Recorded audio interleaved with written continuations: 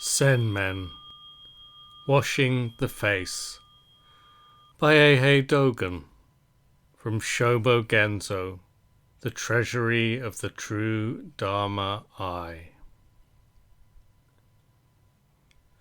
The Sutra of the Flower of Dharma says, the Bodhisattva applies oil to the body, having bathed away dust and dirt, and puts on a fresh and clean robe, totally clean within and without.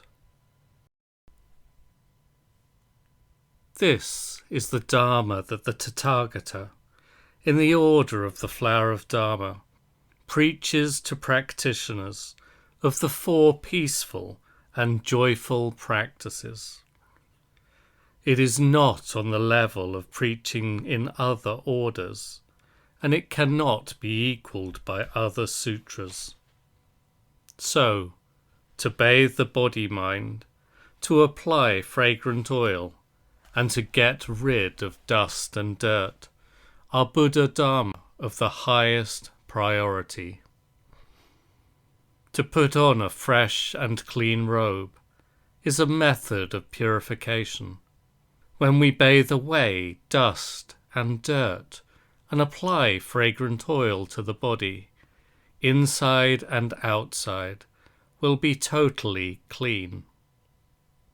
When inside and outside is totally clean, object and subject is pure and clean.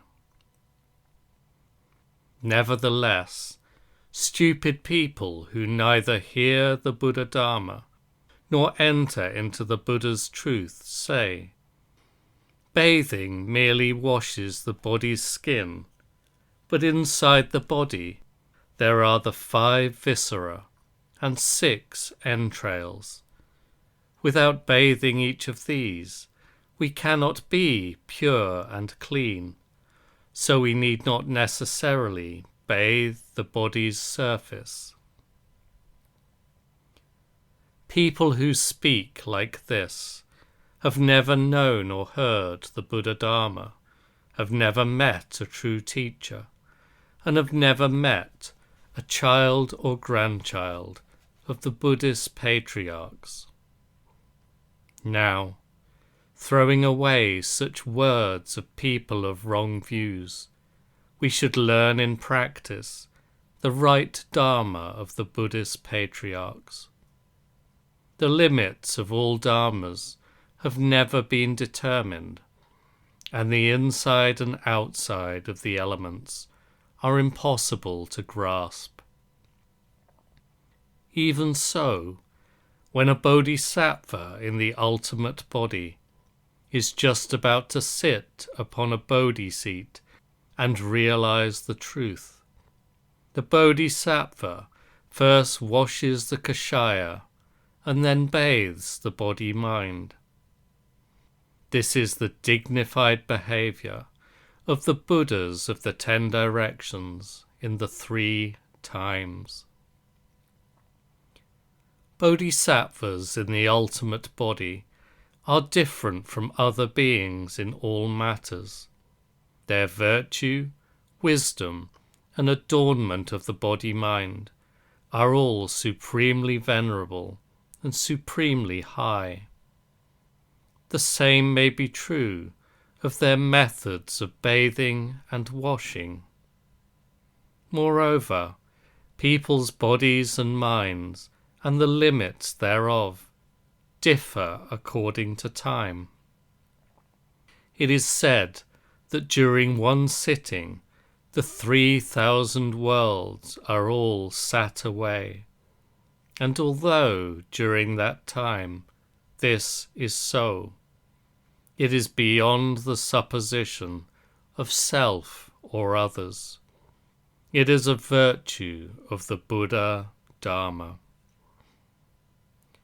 The dimension of the body-mind that is bathed, again, is beyond 5 feet or 6 feet, because 5 feet or 6 feet are beyond what has been decided as 5 feet or 6 feet.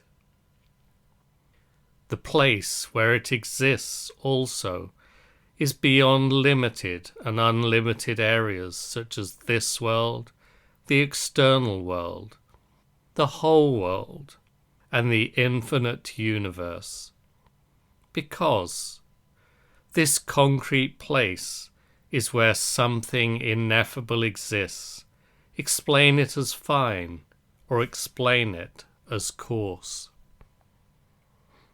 The dimension of the mind, again, cannot be known by thinking and discrimination, and cannot be fathomed by not thinking and not discriminating.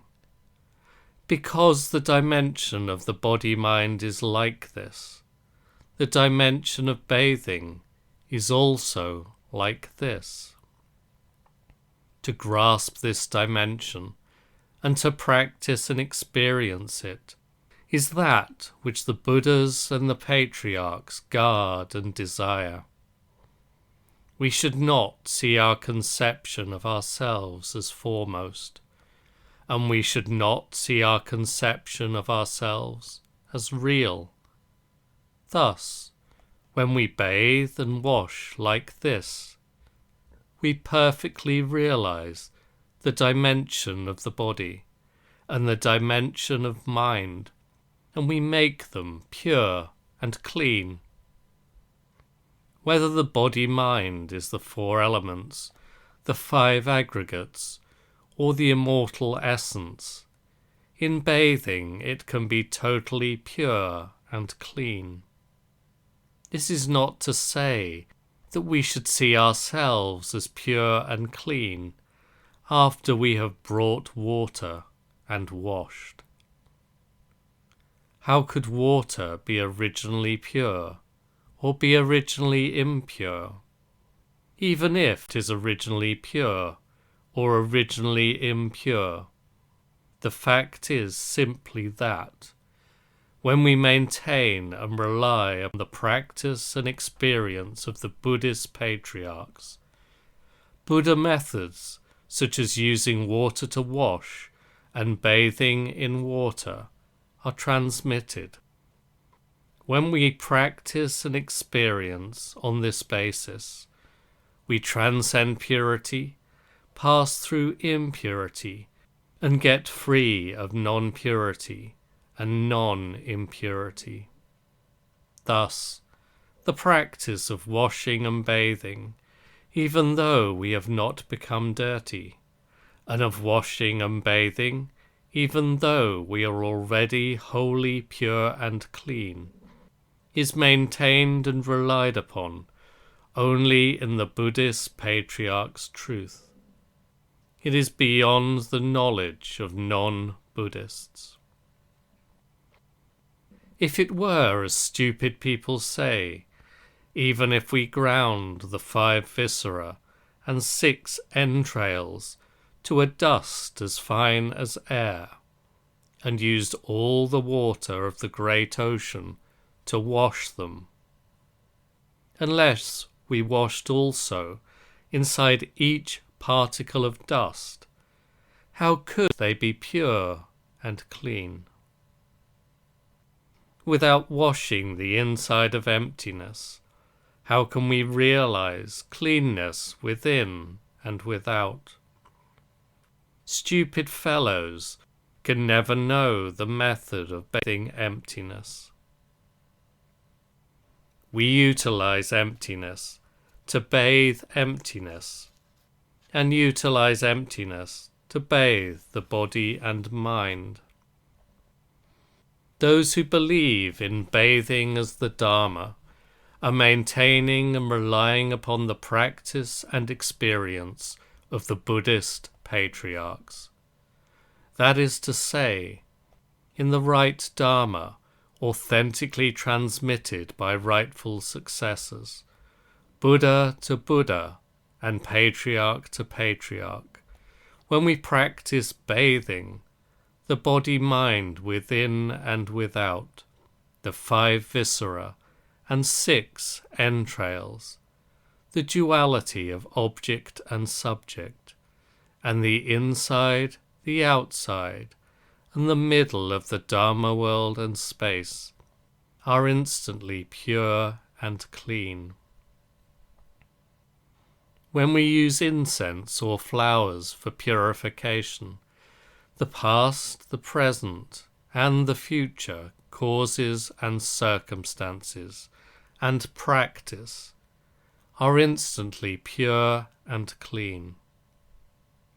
The Buddha says, bathing 3 times, spreading fragrance 3 times, the body-mind is pure and clean.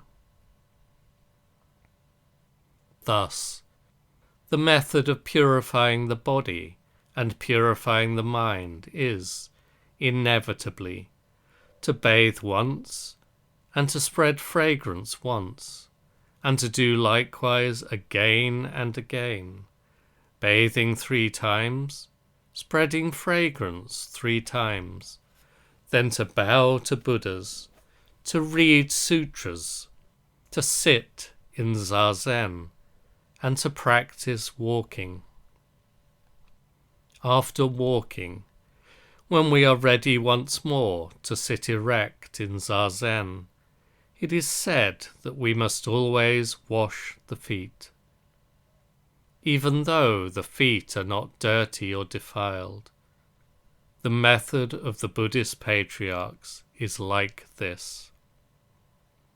In general, in the words bathing 3 times and spreading fragrance 3 times, bathing once means taking a bath, that is, bathing the whole body. After doing so, and getting dressed as usual, we burn some fine incense in a small censer and spread the fragrance inside the lapels, over the kashaya, around our sitting place, and so on. After that, we take another bath and spread fragrance again. To do this 3 times is a method that accords with the Dharma. At this time, although the 6 sense organs and their 6 objects do not newly arrive, the virtue of purity is present. It manifests itself before us and is beyond doubt. The fact that although we had not intended to dispel the 3 poisons and the 4 upset states, the virtue of purity has manifested itself before us at once, is the Buddha Dharma. Who could fathom it with the common intellect? What person could glimpse it with common eyes? For example, when we clean and purify aloes, we must not break it into fragments to wash it, and we must not grind it into particles to wash it. We can make it pure and clean by washing its body. In the Buddha Dharma, without fail, washing methods have been prescribed. We wash the body, wash the mind, wash the feet, wash the face, wash the eyes, wash the mouth, wash the anus and urethra, wash the hands, wash the patra, wash the kashaya, and wash the head. All these are the right Dharma of the Buddhas and the Patriarchs of the 3 times. When we are going to serve offerings to Buddha, Dharma, and Sangha, bringing assorted incense, we first wash our hands, then rinse the mouth and wash the face, put on clean clothes, get some fresh water in a clean basin, and wash the incense. After that, we serve offerings to the domain of Buddha, Dharma, and Sangha. We hope to be able to serve to the three treasures. Offerings of sandalwood incense from the Malaya mountains, washed in water of the 8 virtues, from Lake Anavatapta. Washing the face has been transmitted from India in the west, and it has spread through China in the east.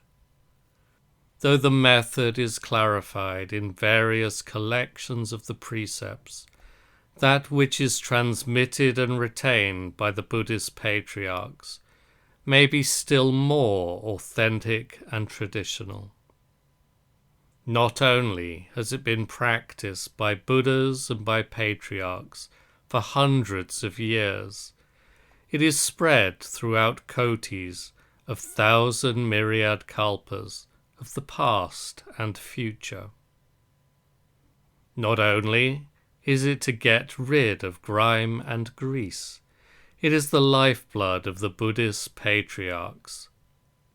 Sutras say that without washing the face, it is wrong both to receive a prostration and to make a prostration to others. I prostrate myself and prostrate to him, subject of prostration and object of prostration, one nature, empty and serene. The nature is to get free. Therefore, we must unfailingly wash the face. As regards a time for washing the face, in some cases the 5th night watch, and in some cases dawn are the times. When my late master was master of Tendo Temple, he established the 3rd period of the 3rd watch as the time. Carry skirt and jacket with you to the washstand. The hand towel is a sheet of cloth with a length of 1 jo and 2 shaku. Its colour must not be white. White is prohibited. The Sutra of 3,000 Dignified Forms says, there are 5 points to observe in using the hand towel. 1. Use the top and bottom ends for wiping. 2. Use one end for wiping the hands and the other end for wiping the face. 3. Do not wipe the nose with it. 4. Wash the hand towel at once after it has been used to wipe grease or dirt. 5. Do not use it to wipe the body. When taking a bath, each person should have their own towel. When carrying the hand towel, hold it as follows. Fold the hand towel in 2 and hang it over the left forearm near the elbow. Half the hand towel is for wiping the face and half for wiping the hands. Not to wipe the nose means not to wipe the inside of the nose or nasal mucus. Do not use the hand towel to wipe the armpits, the back, the belly, the navel, the thighs, or the lower legs. When it becomes soiled with dirt and grease, wash it. When it becomes wet or damp, dry it by a fire or in the sun. Do not use the hand towel when taking a bath. The Cloud Hall washroom is the rear washstand, and the rear washstand is located to the west of the illuminated hall. This is the building layout which has been transmitted to us. For huts in the temple grounds and single quarters, a washstand is built at a convenient place. An abbot washes the face in the abbot's quarters. Washstands are suitably provided at the residences of aged monks and retired veteran monks. While lodging in the cloud hall, an abbot will wash at the rear washstand.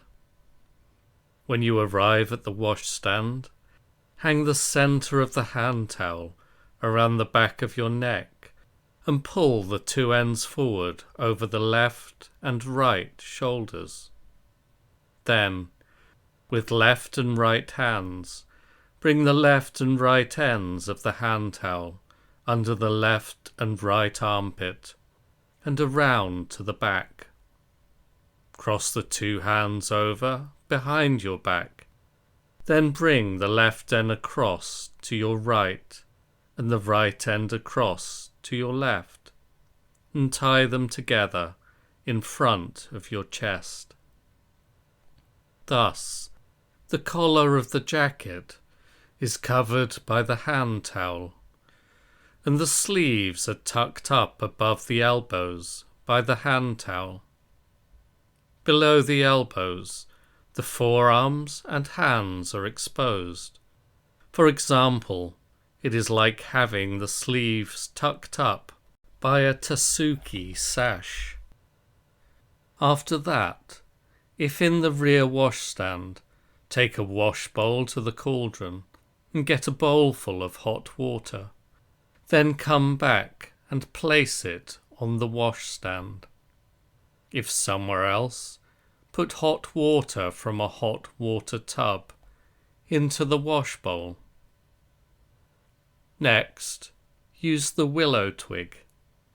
In the mountain temples of the great kingdom of Sung today, the practice of chewing the willow twig, having long since died out, is not transmitted, and so they have no places for chewing the willow twig.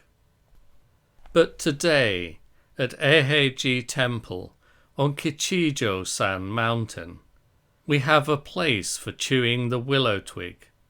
It is a new arrangement. On arriving there, the first thing we should do is chew the willow twig. Taking a willow twig in the right hand, make a Dharani vow. The Pure Conduct chapter of the Garland Sutra says, taking the willow twig in the hand, pray that all living beings will get the right Dharma in their mind and be naturally pure and clean. After reciting this sentence, and before proceeding to chew the willow twig, recite as follows. Chewing the willow twig at dawn, pray that all living beings get conquering teeth to chew up troubles. After reciting this sentence, chew the willow twig. The length of the willow twig is the width of 4 fingers, of 8 fingers, of 12 fingers, or of 16 fingers.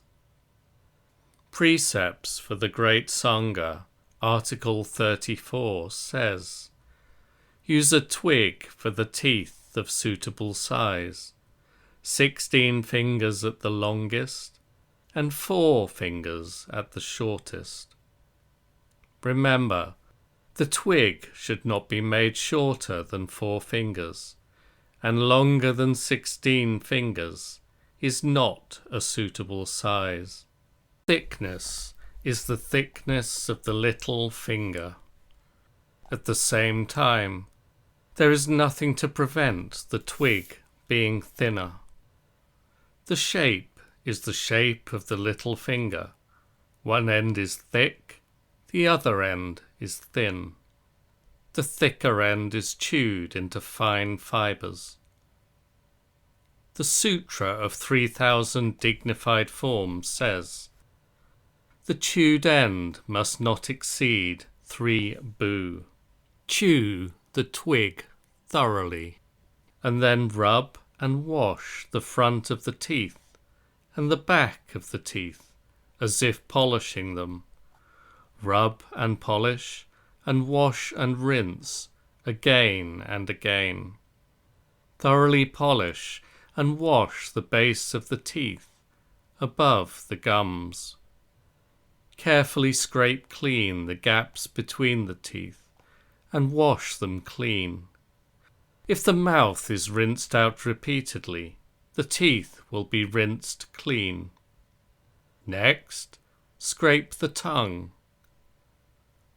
The Sutra of 3,000 Dignified Forms says, there are 5 points in scraping the tongue. 1. Do no more than 3 sets. 2. Stop if blood appears on the surface of the tongue. 3. Do not dirty the Sangati robe or the feet by waving the hand too far. 4. Do not throw away the willow twig on a path where people walk. 5. Always be in a secluded place. 3 sets of scraping the tongue means that we rinse the mouth with water, then scrape the tongue, and repeat this 3 times. It does not mean to do only 3 scrapes. Heed the warning to stop if blood appears.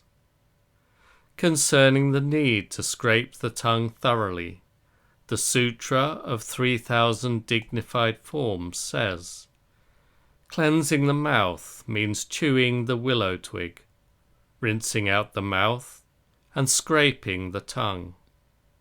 Thus, the willow twig has been guarded and retained by Buddhist patriarchs and by the children and grandchildren of Buddhist patriarchs.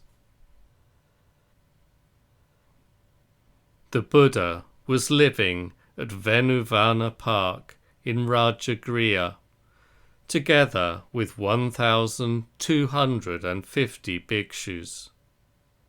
It was the 1st of December, on which day King Prasanajit was preparing a meal.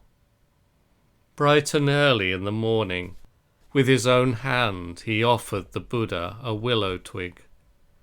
The Buddha accepted it, and when he had finished chewing it, he threw what remained into the ground. It at once started to grow, with roots and shoots springing forth in profusion, and twigs and leaves spreading like a cloud.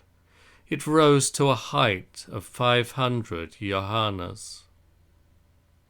Its circumference was of the same order. By and by it produced flowers too, each as big as a carriage wheel. Finally, it also bore fruits, each the size of a 5-gallon jar. The roots, branches, twigs, and leaves were solely of the 7 treasures, whose assorted colours shone with extraordinary beauty. Brightness emanated from the colours, eclipsed the sun and moon. To the taste, the fruit was more delicious than nectar. The fragrance filled the 4 quarters, and all who sensed it felt glad in their hearts. A fragrant breeze came blowing, whereupon, pushing and prodding each other, the twigs and leaves all gave out a melodious sound, which unfurled the pivot of Dharma, and which listeners never grew tired of hearing. The reverence and belief of all people who witnessed this transformation of the tree grew more and more pure and deep The Buddha thereupon preached the Dharma, and their minds, receptive to his intention, were all enlightened. Those pursuing the state of Buddha attained the effect and were born in heaven. Their numbers were very great. The method of serving offerings to the Buddha and to the Sangha is, of necessity, to offer a willow twig at dawn. After that, various other offerings are prepared. There are many examples of willow twigs being offered to the Buddha, and many examples of the Buddha using the willow twig, but for now I shall just quote the story of King Prasanajit offering the willow twig with his own hand, and the story of the tall tree, because they deserve to be known. It was also on this day that the 6 non-Buddhist teachers were each defeated by the Buddha. They ran away in astonishment and awe, and finally each of the 6 teachers threw himself into a river to drown. 9 kotis of followers of the 6 teachers all came seeking to be disciples of the Buddha. The Buddha says, "Welcome, bhikkhus," and their beards and hair fell away naturally. The Dharma robe covered their bodies, and they all became Shramanas. The Buddha preached to them the Dharma and demonstrated the pivot of the Dharma. They ended the superfluous, dissolved all bonds, and attained arhathood. Thus, because the Tathagata was already in the habit of using the willow twig, human beings and gods offered the willow twig to him. Clearly, chewing the willow twig is a practice which Buddhas, Bodhisattvas, and the Buddha's disciples unfailingly retain. If we fail to practice it, the method will be lost. Would that not be regrettable? The Sutra of the Pure Net Bodhisattva Precept says, disciples of the Buddha always practice dutta in 2 periods of the year. Sit in zazen in winter and summer, and observe the summer retreat. Always use the willow twig, powdered beans for washing, the 3 robes, a water bottle, the patra, a prostration cloth, a staff, an incense burner, a bag for filtering water, a hand towel, a knife, a flint, tweezers, a rope stool, sutras, precepts, a Buddha image, and a bodhisattva statue. When bodhisattvas go practicing dutta, and when they travel, even if the journey is hundreds of miles or thousands of miles, these 18 things should always go with them. The dutta lasts from the 15th of the first lunar month to the 15th of the 3rd lunar month, and from the 15th of the 8th lunar month to the 15th of the 10th lunar month.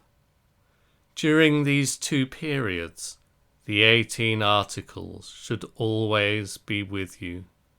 They should be as wings to a bird. None of these 18 articles should be missing. If any were missing, it would be like a bird having lost a wing. Even with 1 wing remaining, it could never fly. Its conditions would not be those of the way of the birds, Bodhisattvas are also like this. Unless equipped with these 18 wings, they cannot practice the Bodhisattva way. And among the 18, the willow twig occupies first place. It should be supplied first. People who have clarified whether or not this willow twig is necessary may be bodhisattvas who have clarified the Buddha Dharma. People who have never clarified this matter may never have seen the Buddha Dharma, even in a dream. This being so, to meet the willow twig is to meet the Buddhist patriarchs. For instance, if a person were to ask, "What is your intention?" I would reply, "You have been lucky to meet Old Man Ehe's chewing of the willow twig." The Buddhas and Bodhisattvas of the past, present, and future, without exception, have received and retained in the past, present, and future these pure net Bodhisattva precepts. That being so, they have also received and retained in the past, present, and future the willow twig. Pure Criteria for Zen Monasteries says, read, recite, and thoroughly understand both the 10 major precepts and the 48 minor precepts of the Pure Net Sutra of the Great Vehicle, and thus know well what is observance and what is violation, what is permissible and what is forbidden. Rely only upon the sacred words of the golden mouth. Do not follow ordinary people arbitrarily. Remember this: the principles authentically transmitted by the Buddhas and the Patriarchs are like this. Anything that goes against this is not the Buddha's truth, is not the Buddha Dharma, and is not the truth of the Patriarchs. Nevertheless, in the great kingdom of Sung today, we do not see the willow twig at all. In the 4th lunar month of the 16th year of Kajo, when I first visited the mountains and temples of Great Sung, China, there was no monk who knew of the willow twig, and the whole nation, government and people, high and low, did not know of it.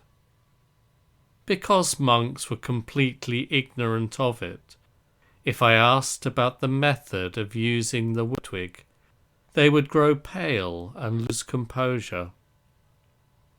It is pitiful that pure methods have been lost. People who at least scantily rinse their mouths use a device in which hair from a horse's tail has been cut into lengths of an inch or so, and then planted, like a horse's mane, into the top 2 inches of an ox horn. This has been cut square in cross-section to a thickness of approximately 3 bu, and is 6 or 7 sun in length. They only clean the teeth with it. But this is hardly to be used as the utensil of a monk. It may be a vessel of impurity. It is not a vessel of the Buddha Dharma. Even pious secular people might be disgusted by it. Such devices are used by both secular people and monks as a tool for sweeping dust off shoes and also for brushing hair. There are slight variations in size, but it is the same thing. Even this device is used by only one person in 10,000. So monks and lay people throughout the country have terribly bad breath. When people speak from 2 or 3 feet away, the stench from their mouth is difficult to bear.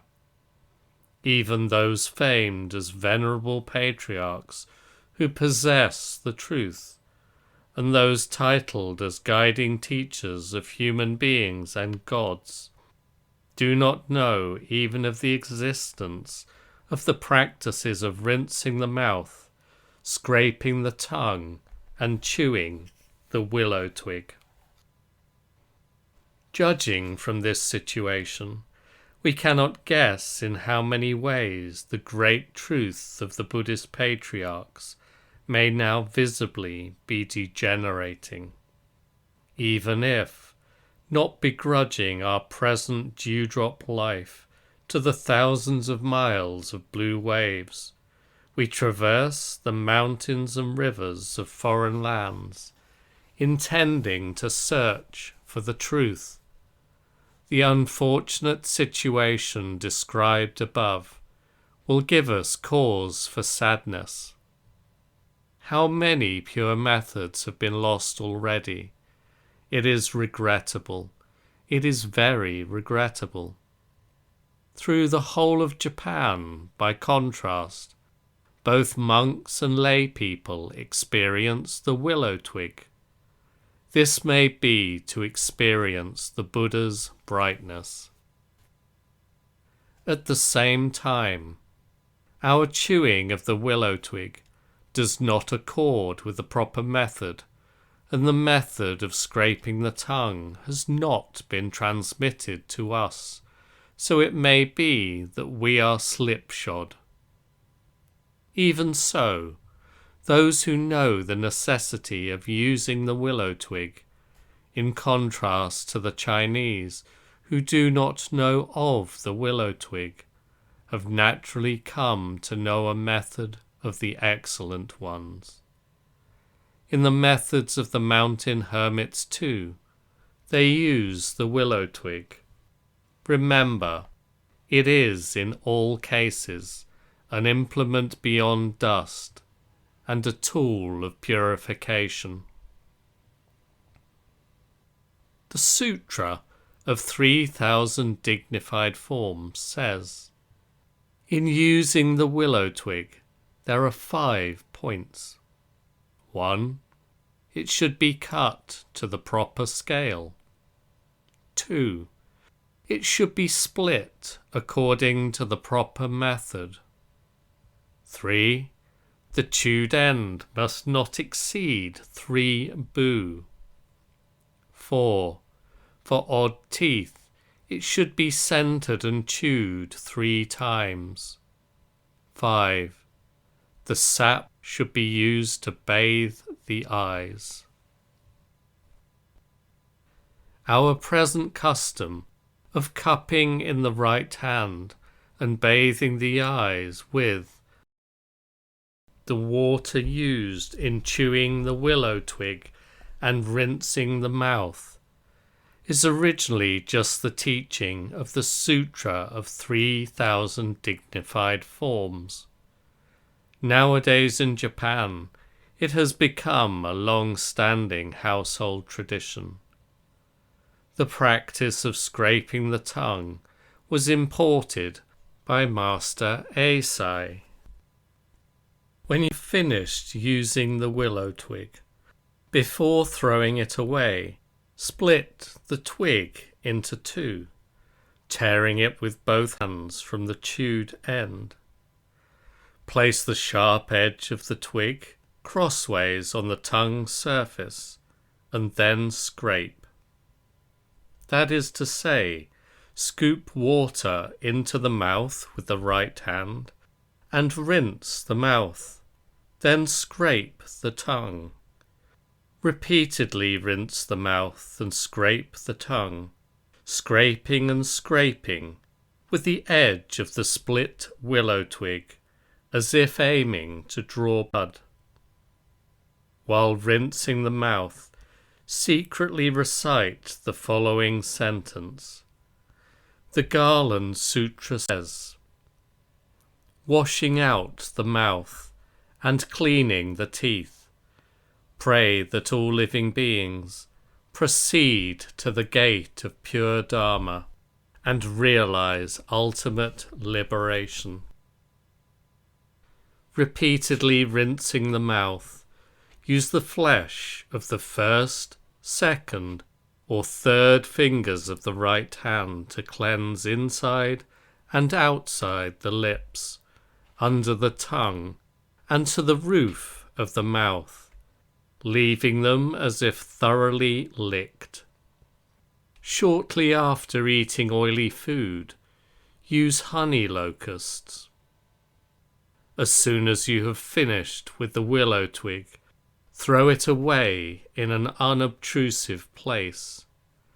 Then, after disposing of the willow twig, snap the fingers 3 times. In the rear washstand, there should be a box for discarded willow twigs. Elsewhere, discard the twig in some unobtrusive spot. Spit out the water used to rinse the mouth somewhere other than the wash bowl.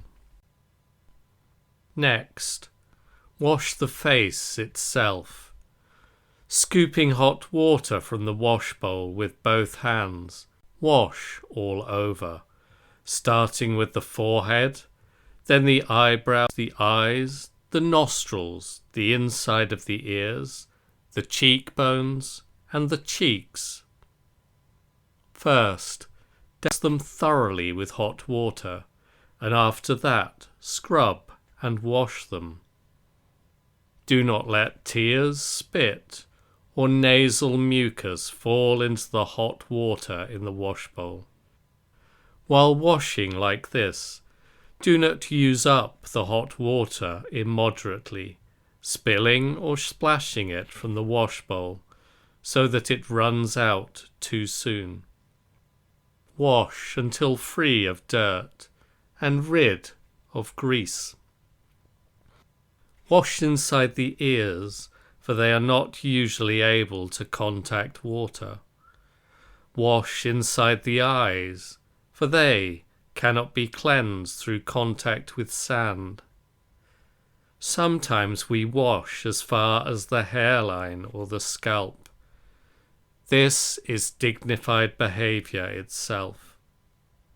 Having washed the face and thrown away the hot water left in the wash bowl, again snap the fingers 3 times. Next, wipe the face dry with one end of the hand towel.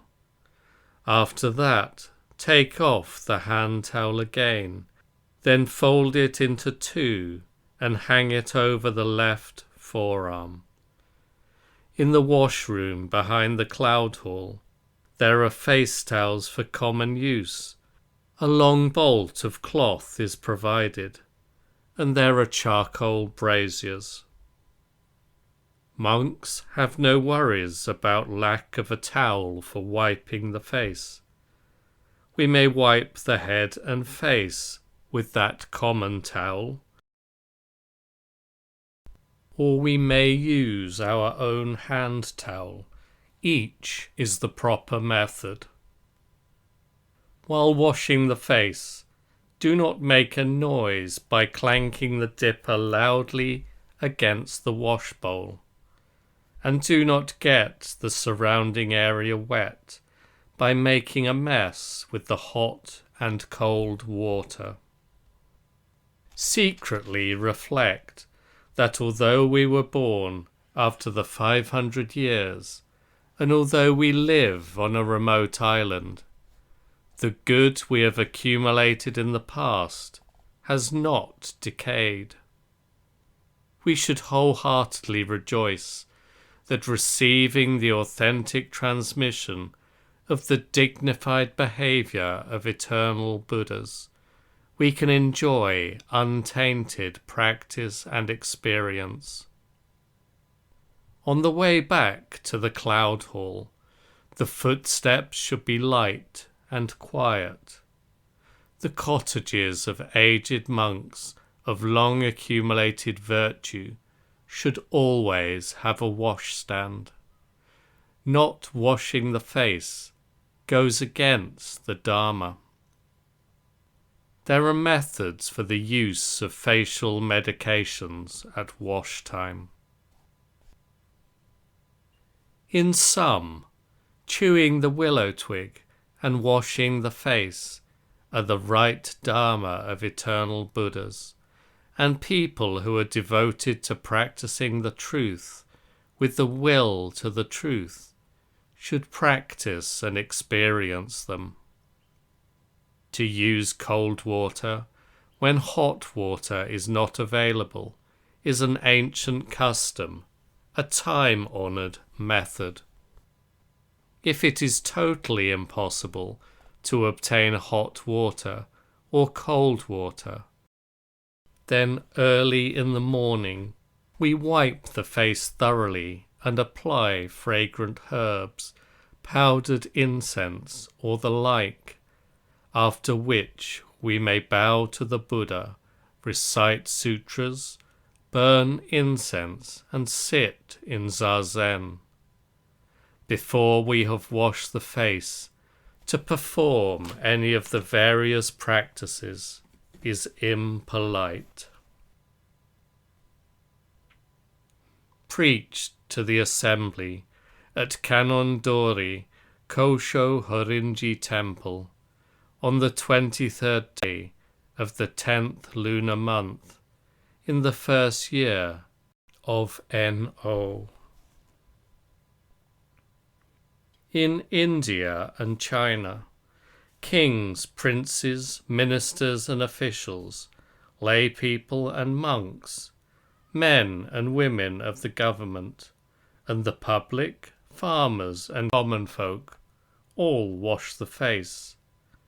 They possess wash bowls, sometimes of silver and sometimes of tin, among their household goods.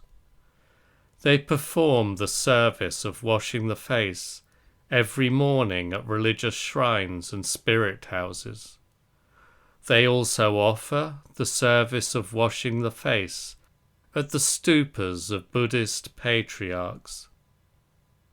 After they have washed their faces and straightened their clothing, lay people and monks bow to gods, bow to spirits, bow to the ancestors, and bow to their parents. They bow to their teachers, they bow to the three treasures, and they bow to the myriad souls of the triple world, and the good guardians of the 10 directions. Nowadays, even farmers and workers in the fields, fishermen and woodcutters, never forget to wash the face, but they do not chew the willow twig. In Japan, kings and ministers, the old and the young, the government and the public, the high and the low among laymen and monks, all unfailingly chew the willow twig and rinse the mouth, but they do not wash the face. Where they have one, they have lost the other. To maintain now both washing the face and chewing the willow twig is replenishment where there was insufficiency, and is the illuminating presence of the Buddhist patriarchs. Preached again to the assembly on the 20th day of the 10th lunar month in the first year of Kangen at Kippoji Temple in the Yoshida district of Eshu.